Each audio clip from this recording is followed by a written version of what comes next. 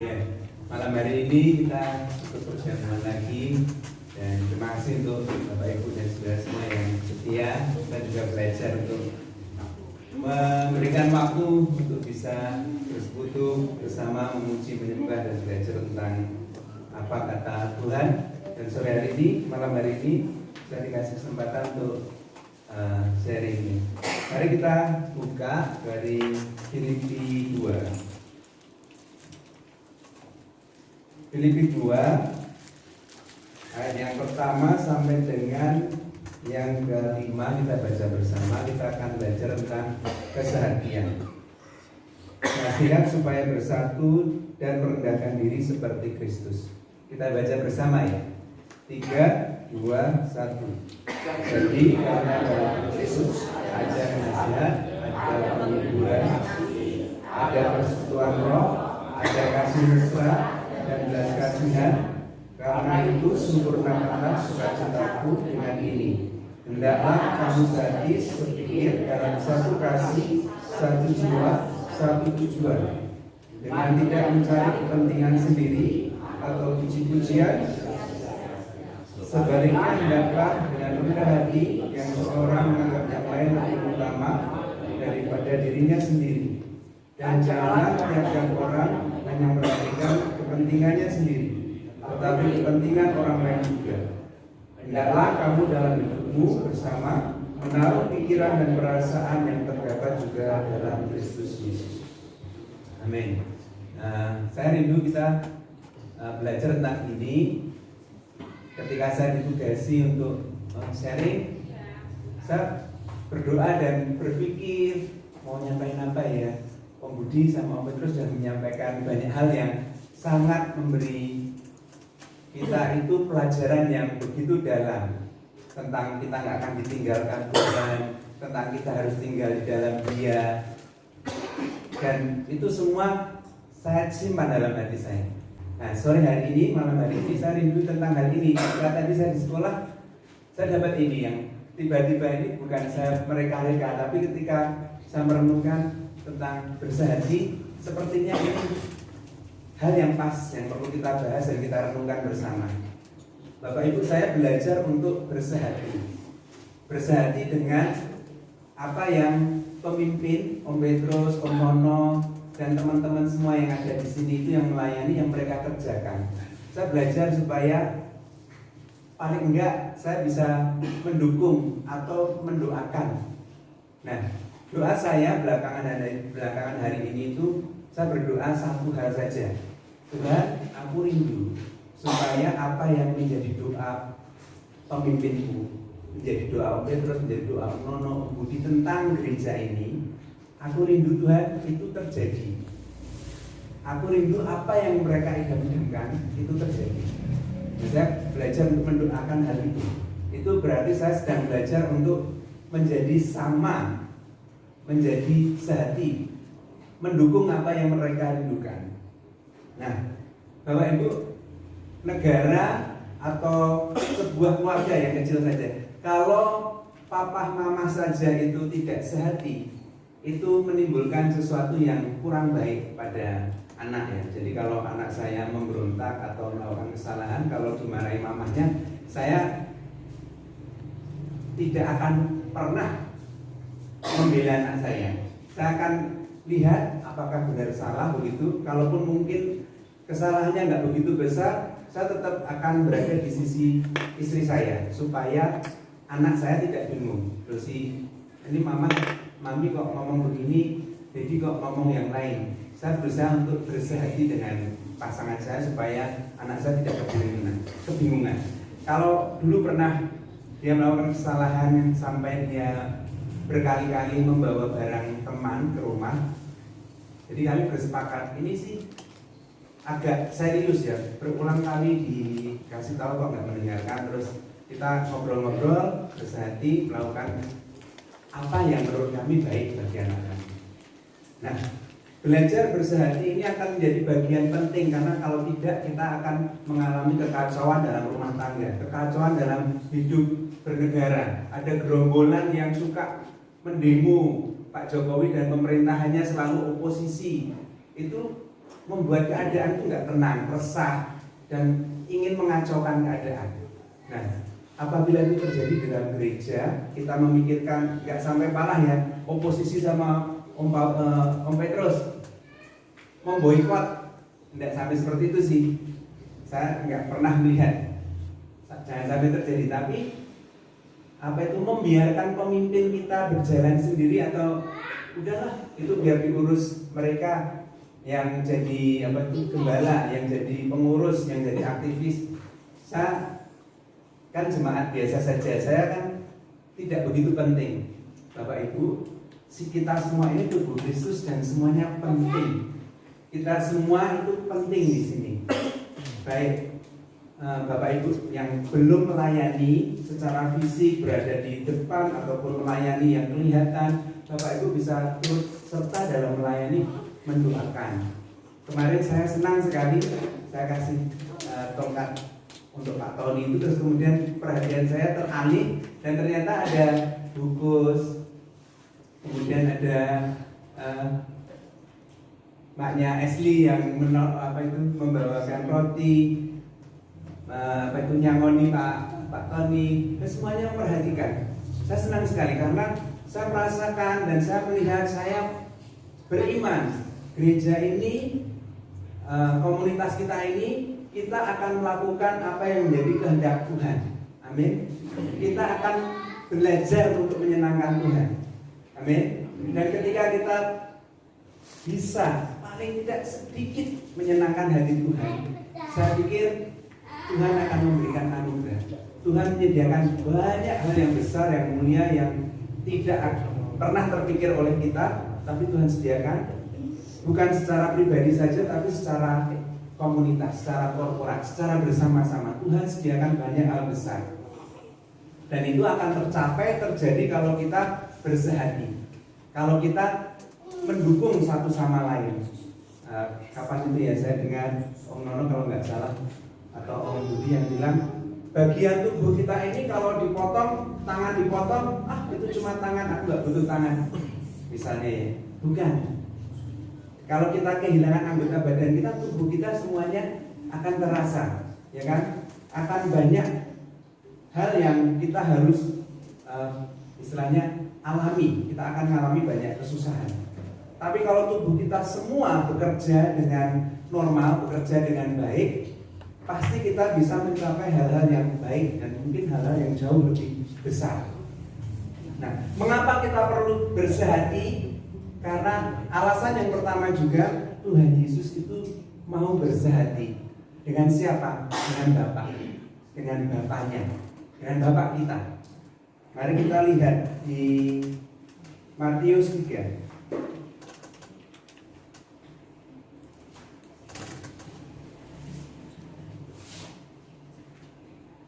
Matius 3 ayat 13 sampai 17 kita baca lagi bersama. Ini kisah Yesus itu dibaptis oleh Yohanes. Yesus dibaptis Yohanes.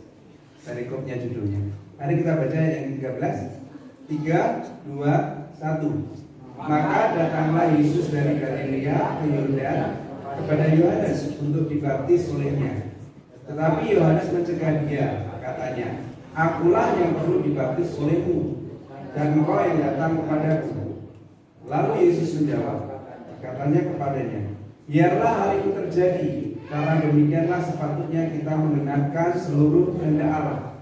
Dan Yohanes pun menurutinya. Cukup sampai di situ. Nah, saya merenungkan ketika Yesus datang ke Yordan. Saya tadi coba cek di map ya Bapak Ibu. Yesus dibesarkan di Nazaret, dan di peta itu ada namanya tempat pembaptisan Yesus. Apakah itu spot yang betul? Kalau spot itu betul, di map itu ada namanya Baptism of Jesus. Itu jadi pembaptisan Yesus. Itu kalau saya klik lokasinya Nazaret sampai dengan tempat itu lokasinya kira-kira jaraknya sekarang ya, kalau Google Map itu terabas ya, lurus aja gitu ya. Kadang mengikuti jalan yang paling dekat. Itu 138 km. Yesus berjalan kepada Yohanes untuk dibaptis, 138 kilo untuk menyenangkan hati Bapa, untuk menyenangkan dan menggenapkan rencana Tuhan Bapaknya dalam diri Yesus. Dia tahu dia adalah sesuatu, dia adalah pribadi yang istimewa. Ada sesuatu dalam dirinya yang membuat dia itu hidup committed, hidup benar-benar untuk Tuhan. Dia nggak mikirkan yang lain. Sejak dia berada di bait suci, udah kelihatan dia rindu untuk berdiskusi ataupun hidup secara rohani, sehingga orang-orang, para pemimpin ahli Taurat pun sampai terpesona ya, sampai tercengang oleh kemampuan Yesus itu dalam hal-hal hukum Taurat. Nah, ada kerinduan yang besar dalam hatinya untuk menyenangkan Bapaknya, sehingga ketika dia mau menggenapkan Bapak, kira-kiranya kalau Yesus berdoa ya, aku ingin sesuatu dalam hidupku ini tidak sia-sia. Aku mau hidupku ini benar-benar melakukan apa yang menjadi kehendak Bapa. Yesus datang dari Galilea, jalan jauh. Nanti silahkan dicek apakah itu jarak itu betul ataukah jaraknya lebih singkat. Tapi dalam perjalanan Yesus dari Galilea ke Yordan ini, tempat pembaptisan, itu Yesus bayar harga. Jadi bersehati itu salah satu aspeknya juga kita perlu bayar harga. Apa yang sedang dikerjakan oleh para pemimpin di sini, kalau kita sedang mau adain doa 10 hari, mari kita datang. Mari kita ingatkan saudara-saudara lain yang belum datang. Mari yang mereka mungkin sedang undur ataupun sedang sakit, mari kita tilik, mari kita besuk, mari kita berikan perhatian. Minimal kata-kata dan doa. Kalau bisa kita samperin, kita datangin. Nah, ada aspek bayar harga. Yesus bayar harga untuk dia belajar taat dan menggenapi apa yang tertulis di Alkitab.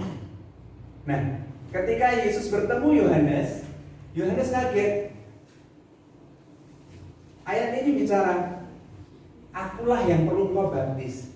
Tapi Yesus berkata, tidak, kita perlu menggenapi. Ya, kita baca lagi. Biarlah hal itu terjadi, karena demikianlah sepatutnya kita menggenapkan seluruh kehendak Bapa, kehendak Allah. Jadi Yesus sedang belajar bersehati menuruti Bapaknya. Apa yang sedang dikerjakan Bapa, itu yang dikerjakan dia. Perkataan Yesus ketika melakukan mujizat seperti itu juga. Apa yang dikerjakan Bapa, itu yang aku kerjakan. Nah, itu yang sedang dikerjakan Yesus. Dan Yesus sampai hari ini juga tidak selesai bekerja. Maksud saya, Yesus sampai hari ini terus bekerja untuk menolong kita. Dia juga bekerja untuk mempersiapkan rumah kita yang ada di surga. Dia tidak pernah berdiam diri, dia tidak pernah menganggur. Dia selalu, kalau kita berdoa, pasti hadir. Rohnya akan dicurahkan atas kita. Ketika Yesus berangkat pulang kepada Bapa, dia mengatakan bahwa akan mengirim Roh Penolong yang memampukan kita untuk kita menggenapi apa yang Tuhan mau, melakukan, menginsafkan dunia, menginsafkan kita, supaya kita mampu melakukan apa yang benar di mata Tuhan. Aspek kedua, selain bahwa Yesus bayar harga, Yesus merendahkan dirinya. Yesus tidak, ini aku loh istimewa loh, aku pilihan Allah, aku ini Mesaya, aku ini juru selamat. Yesus tidak ngomong seperti itu di awal, tapi Yesus membulatkan tekad untuk menyimpan itu dalam hatinya, menyimpan rencana yang dia pegang bahwa dia harus menggenapkan maksud Allah, dan dia merendahkan diri untuk dibaptis oleh Yohanes. Artinya apa? Kenapa Yesus perlu dibaptis? Padahal Yohanes adalah tandanya itu. Yohanes bilang begini, mari datanglah, hai kamu semua, bertobatlah, kerajaan Allah sudah dekat. Baptisan Yohanes dipercaya sebagai baptisan pertobatan. Orang yang bertobat dan mau berubah hidupnya, dia mendengar suara Yohanes, menyerahkan dirinya dan mau dibaptis dan mau hidup untuk Allah. Yesus apakah perlu bertobat? Tidak perlu. Yesus melakukan baptisan rela karena itu tadi dia ingin menggenapkan maksud Tuhan. Dan tandanya adalah rela untuk dibaptis. Ketika dia rela dibaptis, maka turunlah Roh Allah. Maka tandanya ketika Allah berkenan, ketika Bapa berkenan apa yang dia lakukan, turunlah Roh Kudus. Ketika Bapak, Ibu, dan saya melakukan apa yang Tuhan kenan, Tuhan pasti sertai. Tuhan pasti kasih tanda. Nah, aku senang apa yang kau lakukan. Kalau seorang guru, saya dulu ya, ada anak yang melakukan seperti yang kita harapkan, bahkan melakukan lebih, kita itu mengalami sukacita yang luar biasa dan sungguh bangga.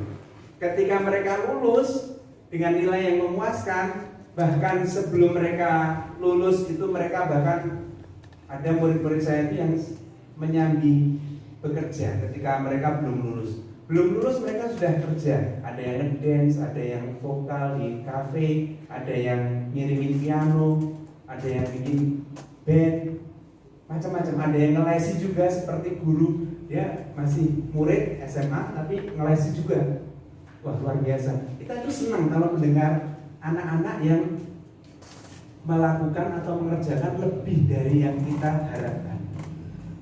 Saya yakin Bapak kita di surga senang kalau kita melakukan apa yang seperti Allah Bapa itu mau dalam hidup kita.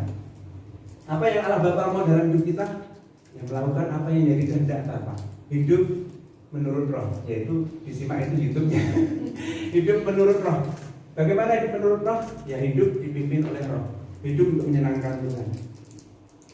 Yang pertama tadi arti Yesus dibaptis adalah merendahkan diri. Dia mau rela.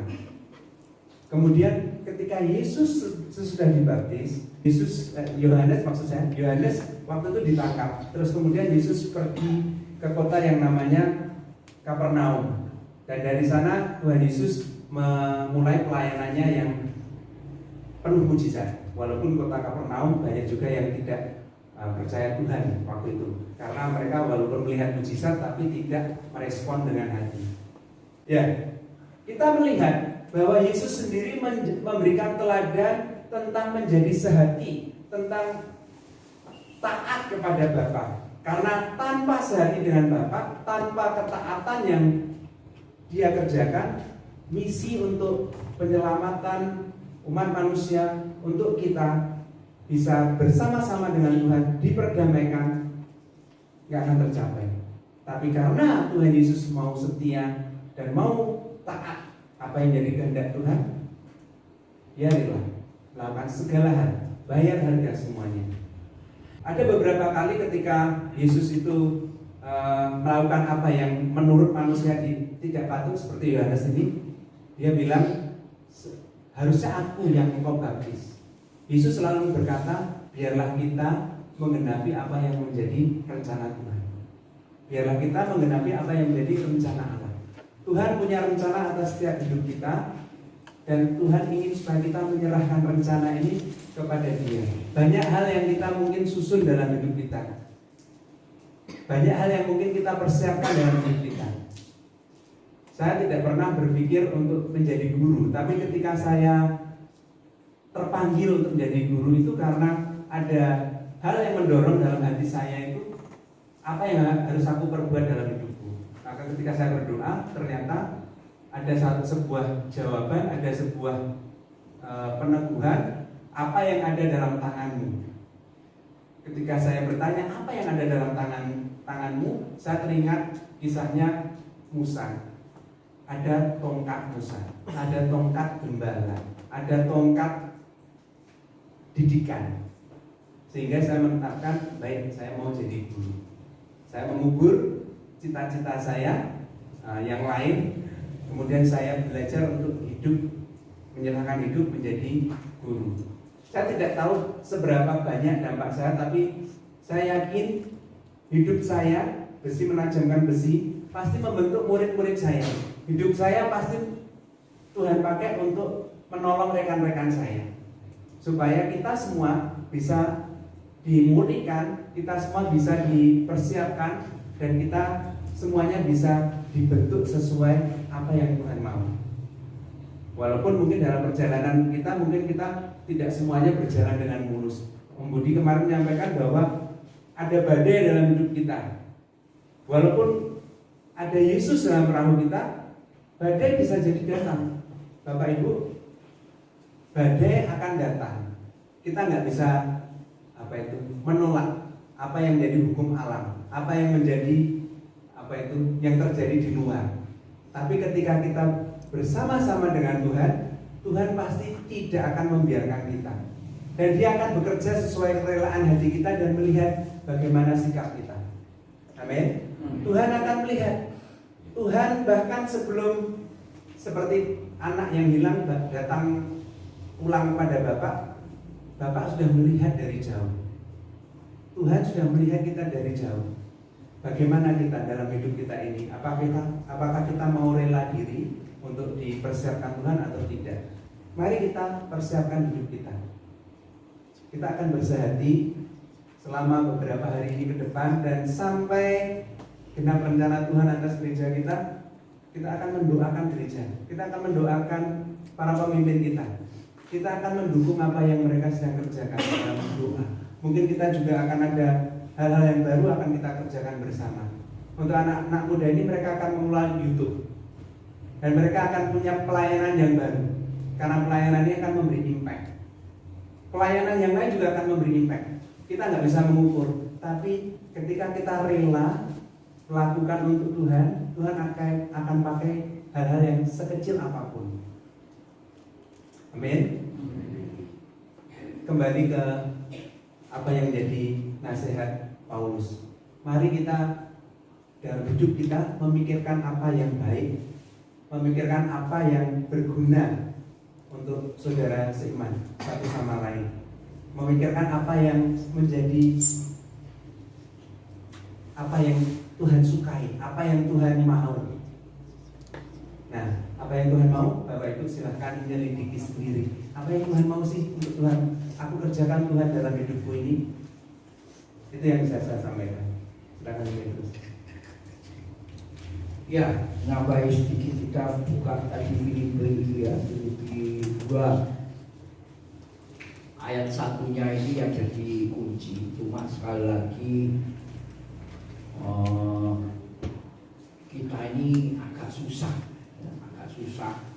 karena dulu itu yang sering saya alami. Saya ini kan orangnya kalau ngomong tuh orang ngomong keras, terus apa ngomong ya kayak gitulah ya. Aku denger aja sih, denger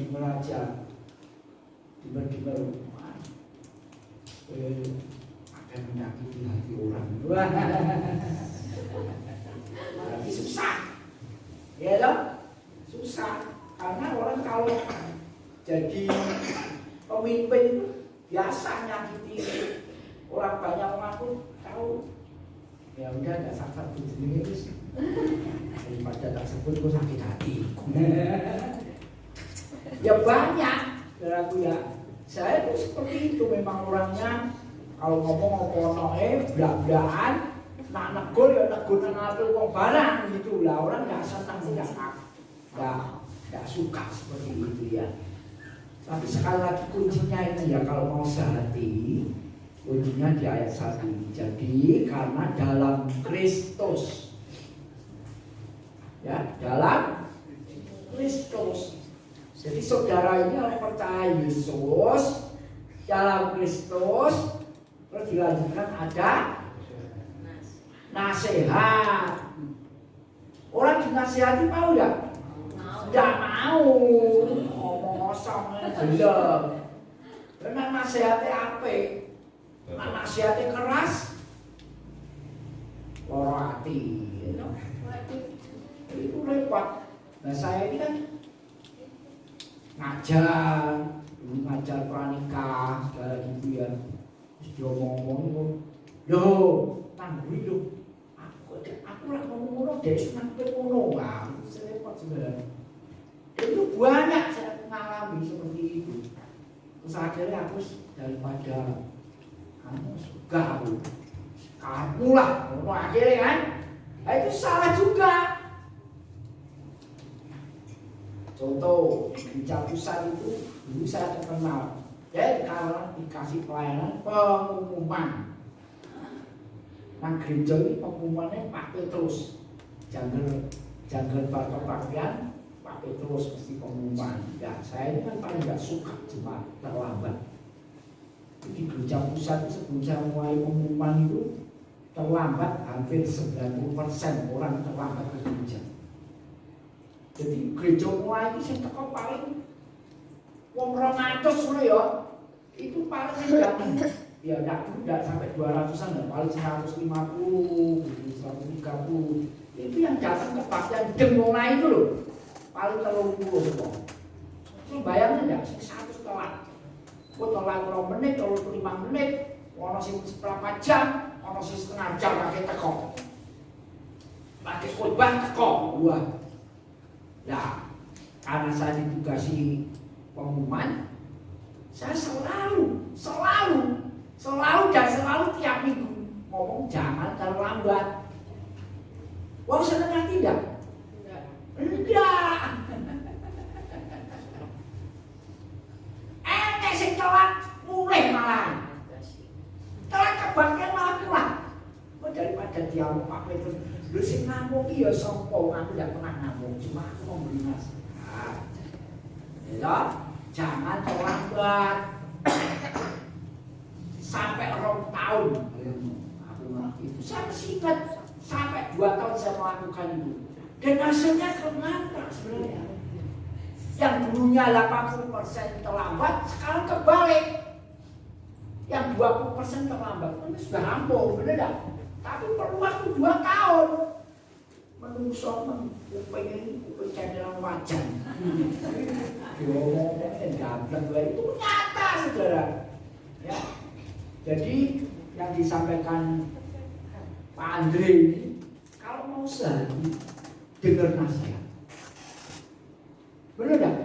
Kena orang yang nasihat uang itu akeh cenderung sakar-karpe dhewe. Nurutku, nurutku benar. Tapi nurut wong liya kan belum tentu benar, saudara. Benar tak?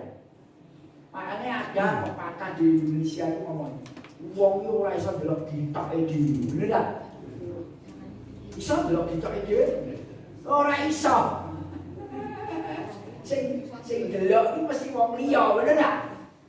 Lah kadang-kadang kita tuh wang sinawang begitu ya. Saudara boleh kasih nasihat saya. Saya kemarin ditelepon sama teman itu sampai 1 jam. Ya ujung-ujungnya saya dinasihati. Terus, ya karena dia lebih tua dari saya, dia manggil saya terus. Kowe nak khotbah aja keras-keras. Ya baik, saudaraku ya. Ya baik, saya terima ya Tuhan, tolong aku. Supaya aku nak ngomong keras itu tidak terdengar keras. Cuma suara ini kasih banyak bener ada juga. Ya, lah orang itu memang nggak suka diberi nasihat. Tapi tujuan sehati bisa ke sana kalau kamu mau nerima. Jadi yang pertama loh, ada sehat yang pertama itu. Coba kau bocah-bocah saya ini nak dinasihati gerah. Uangnya tekan wes angel.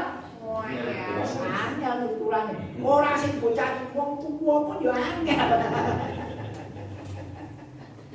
Itu fakta saudara. Bener. Makanya ini ayatnya luar biasa untuk mencapai sehati mesti mau dinasehati. Ya. Terus ada penghiburan kasih. Ya kalau penghiburan jarang juga sih orang mau dihibur. Itu ada obat jalan kalau pusing ya, mau cepat sembuh, mau tahu ya obatnya? Mau enggak? Kalau pusing gitu loh, mau cepat sembuh enggak? Mau enggak? Mau tahu? Tempel beli gambar apa? Mari nih.